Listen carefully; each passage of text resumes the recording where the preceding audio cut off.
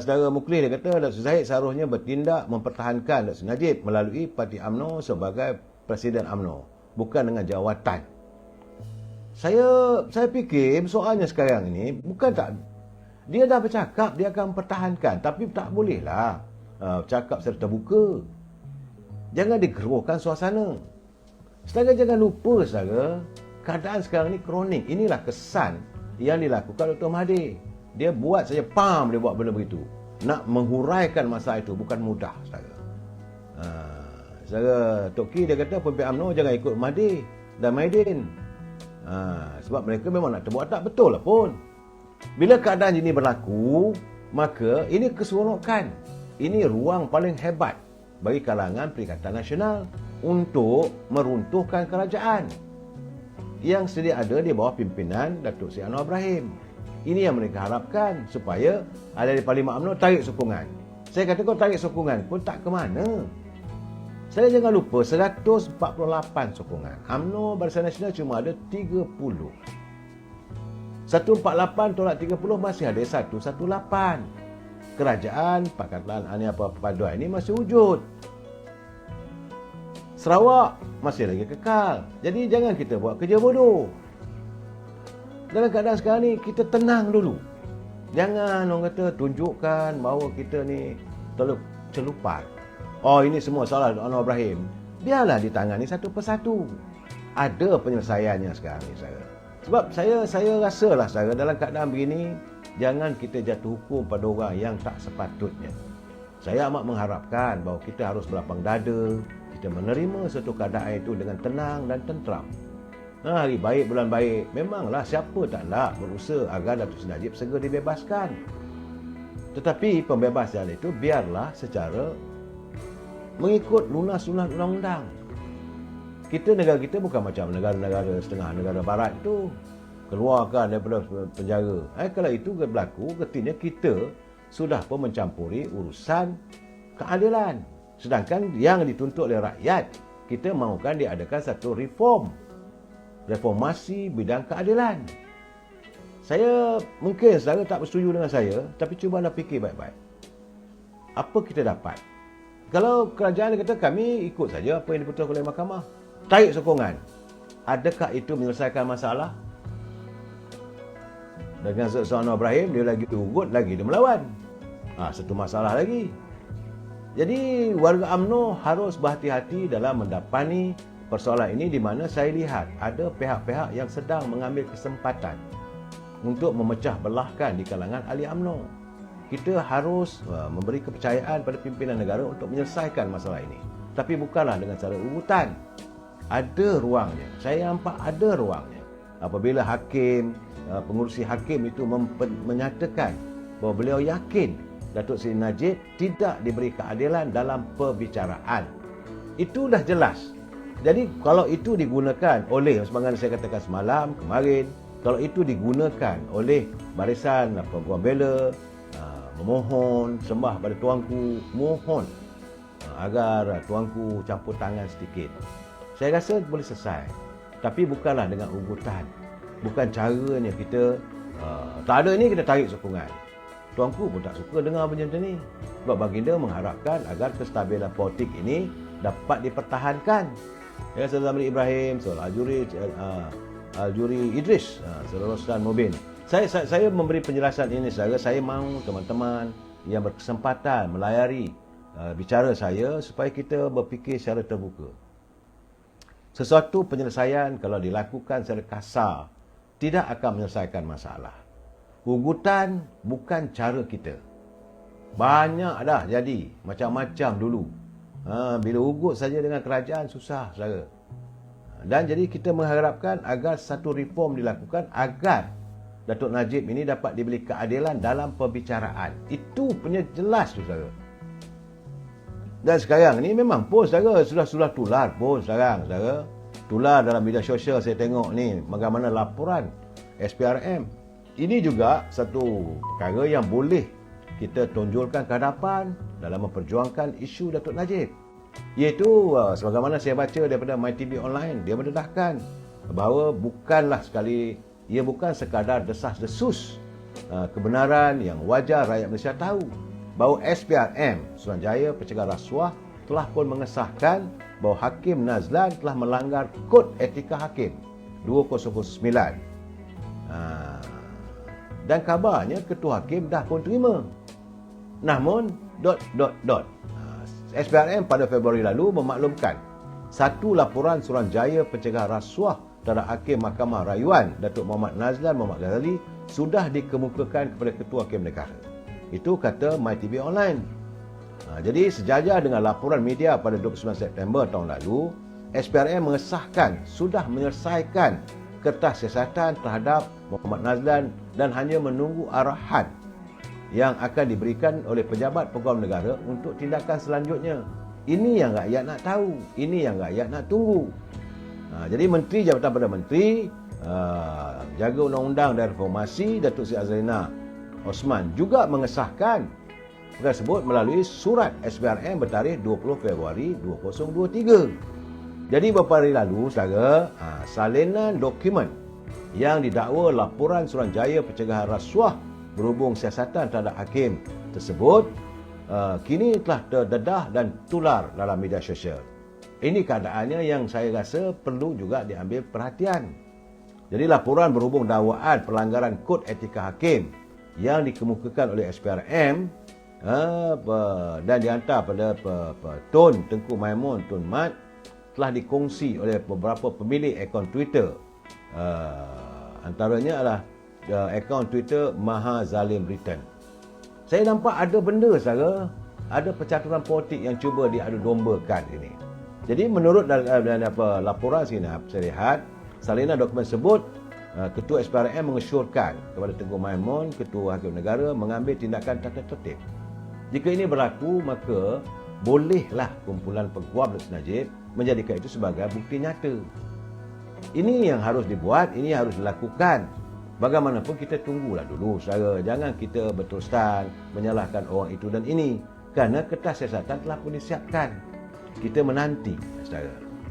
Sebab itu, sebagaimana kata Datuk Seri Wan Rosdi, Menteri Besar Pahang, dia kata, kita berdoa lah. Sambil itu kita tetap membuat sokongan terhadap Datuk Seri Najib. Dia dalam ungkapannya dia kata, saya melahirkan rasa sedih dan simpati terhadap keputusan Mahkamah Persekutuan pada 31 Mac yang menolak permohonan bekas Perdana Menteri Datuk Seri Najib untuk diberi kebenaran menyemak keputusan rayuan akhir berhubung kes SRC International. Saya dengar sekali kita. Matlamatnya adalah untuk diberi kebenaran menyemak keputusan rayuan akhir. Bukan minta dibebaskan. Kena jelas, saudara. Dan sebagai rakyat, kata Dr. Warasdi, dia kata, kita patuh pada undang-undang dan kita akur dengan keputusan mahkamah yang tidak menyebelahi Datuk Najib. Oleh itu, beliau memohon agar semua pihak, terutamanya ahli-ahli UMNO, bersabar dan bertenang serta teruskanlah berdoa semoga Allah SWT memberi kekuatan dan ketabahan pada Datuk Seri Najib untuk menghadapi dugaan yang besar ini. Itu keadaan, saudara. Sebab saya merasakan kalau kita berterusan tunjuk banking kita, melawan dengan cara kekerasan, itu tidak akan menyelesaikan masalah. Sekarang ni benda dah tersimpul dan kuncinya ada di mahkamah, daripada pejabat Ketua Hakim Negara, di pejabat pendakwa raya, di pejabat peguam negara. Mereka harus memikirkan bagaimana nak menyelesaikan persoalan ini. Memang kita pun faham bahawa Ketua Hakim Negara akan mempertahankan setiap hakim-hakim di bawah pentadbirannya. Tapi dalam waktu yang sama, dia juga harus melihat bagaimana kebejatan ini boleh menjadikan bidang kehakiman kita ini dipandang dengan persepsi yang tidak baik. Ini akan menimbulkan macam-macam persepsi pada rakyat. Tapi saya nak katakan, jangan salahkan pimpinan semata-mata. Ada benda yang sedang diuruskan, sedang diusahakan. Saya berkeyakinan, terus terang saya katakan, saya berkeyakinan bahawa ada ruang untuk Datuk Najib. Memang kita sedih. Saya baca semalam kenyataan Yana Datuk Najib, bagaimana dia pun sedih tak dapat buka puasa dengan bapanya. Memang sebagai insan biasa kita sedih. Tetapi kita tak boleh untuk mengatasi undang-undang. No one is above the law. Itu kena pegang, saudara. Saudara Ikhwan dia kata dia mendoakan Datuk Najib dalam keadaan sihat. dan janganlah ada orang UMNO nak salahkan PMM10 katanya. Ini sekali, jangan kita salah menyalah antara satu sama lain. Benda sudah berlaku begitu. Bukan saja Datuk Seri Najib, Datuk Seri Zahid Hamidi pun kena. Beliau sedang bergelut nak akan menghadapi perbicaraan. Juga lebih kurang benda yang sama. Apabila tuduhan-tuduhan ini yang kita sifatkan sebagai tuduhan terpilih di kalangan ahli politik yang tidak bersetuju dengan kepimpinan Perdana Menteri Tun Dr. Mahathir dulu. Waktu itu Tan Sri Muhyiddin juga ada di sebelah sana. Kalau kita tolak UMNO, tolak perpaduan, sokong pula PN, apa ceritanya? Sama lah. Saya rasa lebih lama lagi Dr. Najib tidak akan jaminan akan dikeluarkan. Itu keadaannya secara. Sebab saya tahu tuah soal curi melo satu tin. Ini masalahnya. Kita tak boleh buat comparison begini lah saudara. Yang kita kena faham, yang dituntut oleh warga kita hari ini adalah Datuk Seri Najib mesti diberikan keadilan dalam perbicaraan. Kalau tidak ada keadilan dalam perbicaraan, ini yang menimbulkan masalah. Jadi siapa yang terlibat itu perlu dibicarakan. Baru rakyat akan tenang. Sama ada betul ke, bersalah ke, tak bersalah ke, itu kita biarkanlah mahkamah menentukan mengikut bidang undang-undang. Itu saya haraplah saudara, PESCO Datuk Seri Najib ni, sedangkan sekarang ni saudara, mahkamah dia ada kerajaan di Kuwait pun telah pun memenjarakan, menjatuhkan hukuman penjara pada Jolo. Kenapa kita tidak langsung mengambil tindakan? Ini juga persoalan. Jolo tidak langsung disebut. Kita tahulah bahawa Jolo ada dalam YNDB dan sebagainya. Tapi Jolo tidak dibawa ke muka pengadilan. Jolo tidak dihakimkan. Tidak ada pun sebarang tindakan diambil terhadap Jolo. Tidak ada sebarang tindakan diambil terhadap Nek Faizal. Tidak ada sebarang tindakan diambil terhadap Lester. Tidak ada tindakan diambil terhadap suami pada Zeti Aziz yang dilihat seolah-olah seperti bersekongkol. Begitu juga dengan bekas menteri. Ada Nur Yaakob juga yang disebut namanya dan mereka tidak dipanggil ke mahkamah. Ini yang menimbulkan persoalan dan rakyat menuntut. Kenapa Datuk Najib seorang saja? Sepatutnya dikumpul semua sekali. Semua jatuh hukum tak ada masalah. Tapi selagi semua mereka ini dilihat bebas, lagi itulah rakyat tidak akan ada rasa puas hati. Itu keadaannya saudara. Saya nak bercakap lebih tentang Datuk Seri Najib ni, saya rasa nanti boleh contempt of court. Saya harus berhati-hati saya. Sebab ini soal undang-undang. Saya bukan peguam. Saya bukan pakar dalam bidang undang-undang. Tapi saya melihat dari segi logikanya yang saya sebagai rakyat biasa, saya menuntut agar setiap pelaku yang terlibat dalam 1MDB ini, PESCO 1MDB ini perlu dibawa ke muka pengadilan.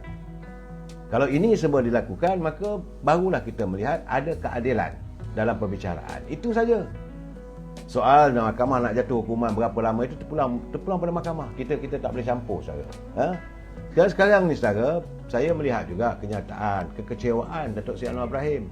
Selain daripada isu tentang Datuk Seri Najib ini, kejayaan beliau membawa pelabur datang dari China sejumlah 170 bilion yang akan melabur di negara kita ini sudah pula mendapat komen yang bukan-bukan.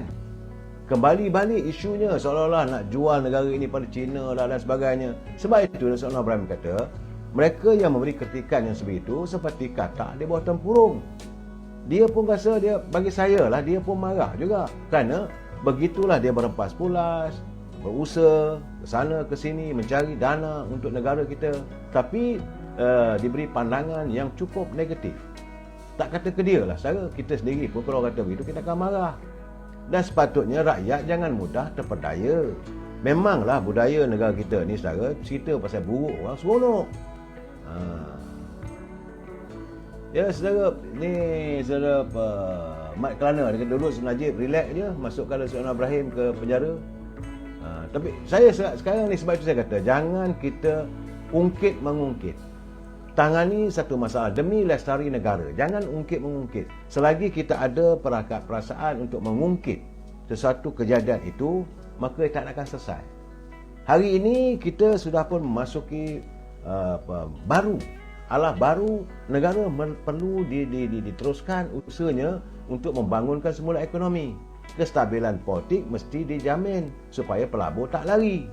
Itu yang paling penting sekarang. Bukan kita sedap-sedap main kata itu ini. Saya risau, bukan tak risau saya. Tentang harga barang makanan, masih lagi saya lontarkan pandangan. Doktor pula nak mogok. Apa nak jadi negara kita ni? Apa penyelesaiannya? Apakah penyelesaian kita hanya sekadar ketepikan Anwar Ibrahim? Begitu saja. Saya bukan pengikut Anwar Ibrahim, saya orang UMNO, saudara. Tetapi saya katakan sekarang ni, rakyat dah buat keputusan. Ikutlah keputusan rakyat. Kalau rasa nak merubah daripada Anwar Ibrahim, bagilah dia 5 tahun dulu peluang. Ikut dulu, jangan kita buat macam mana berlaku langkah Sheraton. Akhirnya apa jadi? Lepas Dr. Mahathir, langkah Sheraton, naik Dr. Tan Sri Muhyiddin, lepas itu naik Ismail Sabri. Akhirnya negara berhutang 1.5 triliun. Apakah itu kita mahu, saudara? Kata ni jatuh pula Dr. Anwar Ibrahim. Naik orang lain, siapa yang kita naikkan? Kalau naik orang lain, apakah dijamin bahawa hutang 1.5 triliun itu boleh diselesaikan? Apakah pelabur-pelabur akan terus kekal bersama dengan kita? Jangan lupa dulu pelabur-pelabur Cina pernah datang nak melabur. Tapi bila kena pada Tun Najib, mereka lari. Apatah lagi pelabur-pelabur dari negara Arab. Dah ada pengumuman King Salman turun ke negara kita ini bersama dengan kumpulannya untuk melabur negara kita. Tapi bila dia melihat kebejatan yang berlaku pada kita, dia ambil lah apa yang nak labur di Malaysia, dia labur ke Indonesia. Kita yang rugi. Itu gambaran saya. Dan dia merasakan bahawa apa yang berlaku ini macam sesuatu yang dirancang. Akhirnya saudara, saya khawatir rakyat yang susah. Saudara Ramlah Hamid betul lah, dia kata selagi tiada keadilan Datuk Najib, selagi itulah rakyat tak tenang dan akan terus bercakap dan menuntut. Itu benar. Puan Ramlah, saya bersetuju. Tetapi di mana usahanya?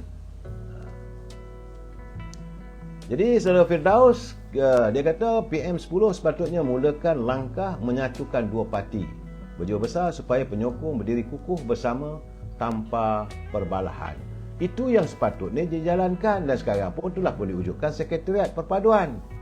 Dalam rangka untuk menyantuni benar, tiba-tiba timbul isu Datuk Najib, timbul doktor yang tak ditangani lagi. Ini masalah kita sekarang ni, saudara. Kita mencipta masalah demi masalah yang akhirnya yang akan terkesan adalah rakyat. Saya lebih memikirkan, mementingkan soal rakyat, saudara. Apa nak jadi kalau negara kita masih terus bergolak? Berilah, bagi saya tak ada apa yang kita nak sebenarnya. Sekarang ni nak macam mana? Nak Datuk Najib dilepaskan daripada penjara. Orang akan melihat macam mana kita campur tangan dalam bidang keadilan.